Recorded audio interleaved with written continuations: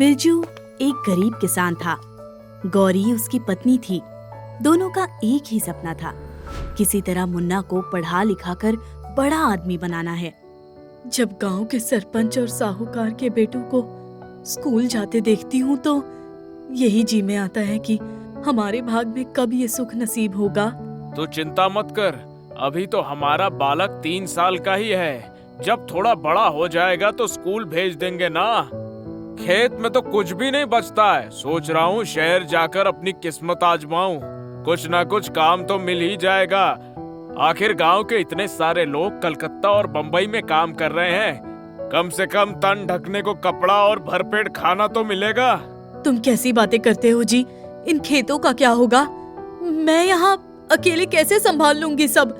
तुम यहाँ नहीं रहोगे तो खेत से तो कुछ भी नहीं मिलेगा। खेत कहीं भागा थोड़ी जा रहा है। अरे खेत को अधिया पर दे दूंगा। तुम अपना और मुन्ना और अम्मा का काम किसी तरह चला लेना, फिर मैं वहाँ जाते ही मनी ऑर्डर भेज दूंगा।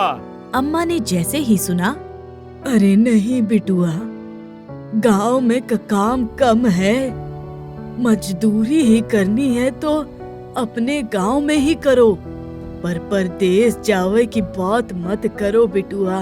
अम्मा तुम दिल छोटा ना करो, खर्चा नहीं चल रहा है। मुन्ना की पढ़ाई लिखाई के बारे में भी तो सोचना होगा। मैं कल्लू के साथ कलकत्ता जाऊंगा। वो तो कई बार कह चुका है कि अपनी कॉटन मिल में काम लगवा देगा। आखिर इतने सालों से वहाँ काम कर रहा है। पता ना है बिटुआ, परदेश के नाम पर करेजा मुंह का आवत है। यहाँ कम से कम आँखन के सामने तो रहेगा। अरे अम्मा अब सोच लिया है, अब हमको जाने दो। दूसरे दिन ही वो कल्लू के साथ कलकत्ता जाने के लिए तैयार हो गया। खेत अधिया पर दे दिया। जाते समय, गौरी सबका ध्यान रखना, बच्चे को छोड़कर काम मत करना। उसी के भविष्य के लिए मैं जा रहा हूँ। बोल अब तेरे लिए क्या लाऊं?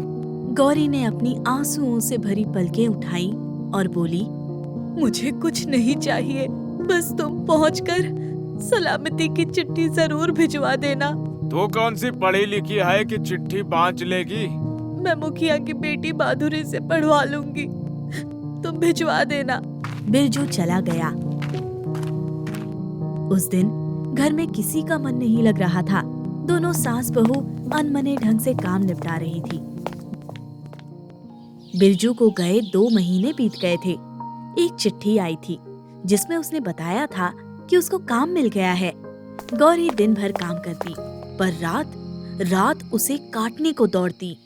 एक दिन, पता नहीं हमार बिटुआ का खावत होई, कहाँ रहत होई। गौरी भी उनकी बातें सुनकर उदास हो जाती। धीरे धीरे बिरजू को गए 6 महीने बीत गए। गाहे बेगाहे उसका 100 रुपए का मनी ऑर्डर आ जाता। 2 लाइन की चिट्ठी होती जो डाकिया ही पढ़कर सुना देता था।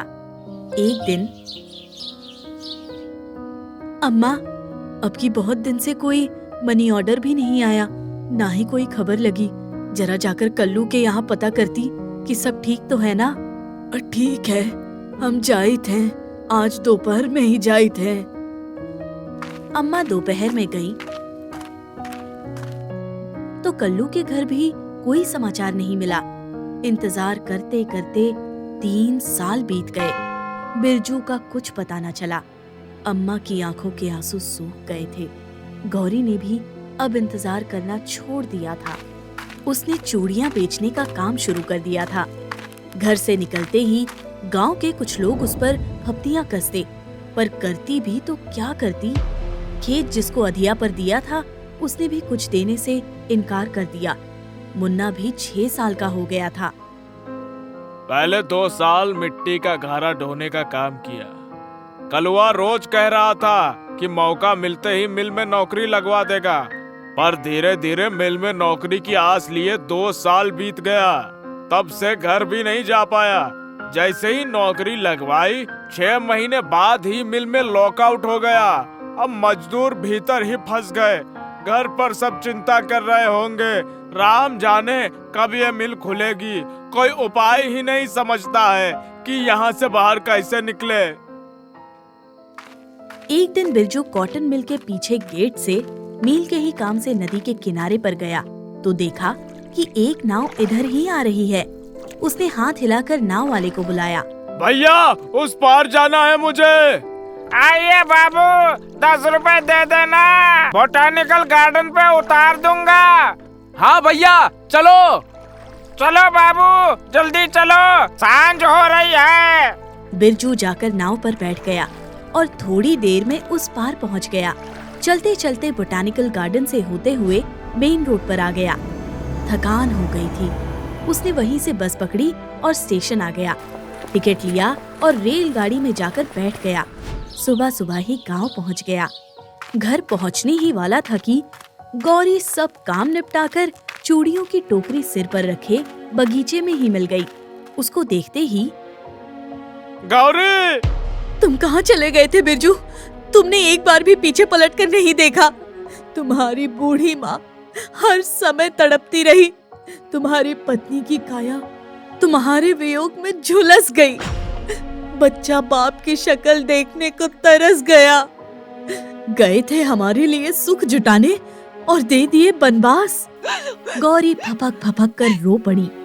सब यही पूछ लेगी, घर चल, सब बताता हूँ। बिरजू ने उसकी टोकरी पकड़कर उसके सिर से उतार दी। नहीं, अभी तुम घर जाओ, मैं कुछ चूड़ियां बेच कर आती हूँ। आज जाना बहुत जरूरी है। शादी के घर में चूड़ियां देनी है। बहुत बड़ा परिवार है उनका। अभी जाने दो, तुम घर चलो। बस तुम ये टोकरी मेरे सिर पर रखवा दो। तू जल्दी आना, मैं घर जा रहा हूँ। गौरी चली जा रही थी। आंखें धुंधला गई थी। पूरे 3 साल का वियोग आंखों से फूट पड़ा था। अरे मेरे लाल, कहाँ चले गए थे? ना कोई चिट्ठी, ना चौपाती। हम तो उम्मीद ही छोड़ बैठे थे रे। गौरी ना होती तो हम में से कोई जिंदा ना बचता। अम्मा, अब मैं आ गया हूँ, सब संभाल लूंगा, तुम चिंता मत करो। मैं भी तो कोई सुख नहीं भोग रहा था अम्मा। अम्मा के गले लगकर वो भी रो पड़ा। आज गौरी से चला ही नहीं जा रहा था। पता नहीं खुशी के मारे या पिछले सालों की तकलीफों के कारण उसके पति का अचानक से सामने आकर खड़े हो जाना। जब वो शादी वाले घर में पहुंची तो सारी औरतें और लड़कियों में चूड़ी पहनने की होड़ सी लग गई। सुबह से शाम हो गई, अंधेरा हो गया था। जब वो घर जाने लगी तो दिल धक धक करने लगा। शाम के धुंधलके में पत्ता भी खड़कता तो उसका कलेजा मुंह को आ जाता। किसी तरह गिरती पड़ती वो घर आई, पति से मिलने की आस लगाए, पर बिरजू पहले ही भरा बैठा था। गांव के कुछ लोगों ने उसकी पत्नी के खिलाफ उसके कान भर दिए थे। ठहर जा, आगे एक कदम मत बढ़ाना। गांव भर में मेरी नाक कटवा दी। तू बड़ी सती सावित्री बनने का नाटक कर रही थी। मैं अच्छी तरह समझ गया हूँ तेरी चाल। घर में बूढ़ी माँ और बच्चे छोड़कर गुलछर्रे उड़ाती रही और शिकायत ये कर रही थी कि मेरे बिना रह नहीं पा रही थी। बिरजू, तुम क्या कहे जा रहे हो? किसने तुम्हारे कान भरे हैं? मैं सब समझती हूँ। ये वही लोग हैं ना जिन्होंने आते जाते मुझ पर बुरी नजर रखी। उन शोधों की बात पर तुम मुझे घर में आने से मना कर रहे हो। चुप कर जा, एकदम चुप। अभी निकल जा मेरे घर से, वरना मैं ही चला जाता हूँ। जी भर के गुलछर्रे उड़ाना जीवन भर। गौरी ने टोकरी उठाकर नीचे रखी और मुन्ना का हाथ पकड़कर बाहर जाने को हुई। तभी, छोड़ मेरे बेटे का हाथ, वो यहीं रहेगा। ठीक है, मैं चली जाती हूँ।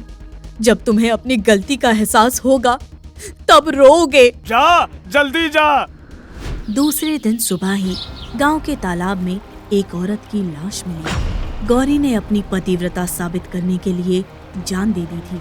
बिरजू ने सुना तो पागलों की तरह भागा अपनी पत्नी को देखने। आज सच्ची पतिव्रता थी बेचारी।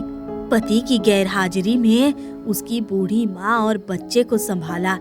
पति के शक करने पर अपनी जान दे दी।